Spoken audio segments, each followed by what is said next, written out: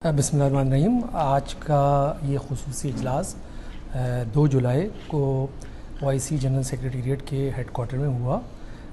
इस मुनासबत से कि ईद के पहले रोज़ स्वीडन के शहर स्टॉकहोम में ईद की नमाज के वक्त एक स्वीडन के शहरी ने कुरान करीम की बेहुरमती की और जिससे मुसलमानों के दुनिया के तूलो अर्ज़ में फैले हुए मुसलमानों के जज्बात नहायत मजरूह हुए।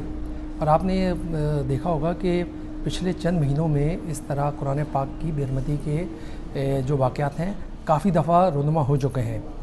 गवर्नमेंट ऑफ पाकिस्तान ने इस बेहुरमती का बहुत सख्त नोटिस लिया है और पहले भी जब कुछ अर्से पहले हुआ था उसकी भी सख्त मज़म्मत की थी।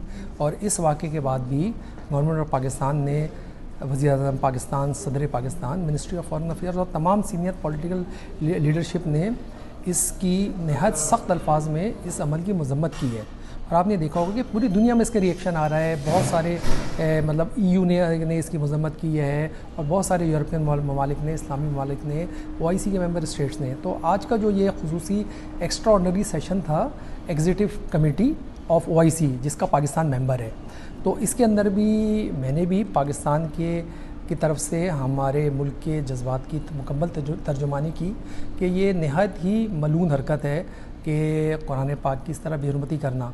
और इसमें कई मुख्तलिफ़ किस्म के और मेंबर स्टेट्स थे, सऊदी अरब, टर्की, इजिप्ट, UAE और बहुत सारे ममालिक ने भी अपनी मुख्तलिफ़ तजावीज़ात पेश की हैं, जिसके अंदर ये एक लाइमा अमल तय किया गया है कि इन वाक़यात की रोकथाम किस तरह की जाए। अब कुछ थोड़े देर के अंदर इस जो आज का एक गैर मामूली इजलास था इसका जॉइंट कम्युनिके इशू हो जाएगा, जिसके अंदर तमाम तफसीलात जो हैं वो सामने आ जाएंगी। शुक्रिया, बहुत शुक्रिया, थैंक यू।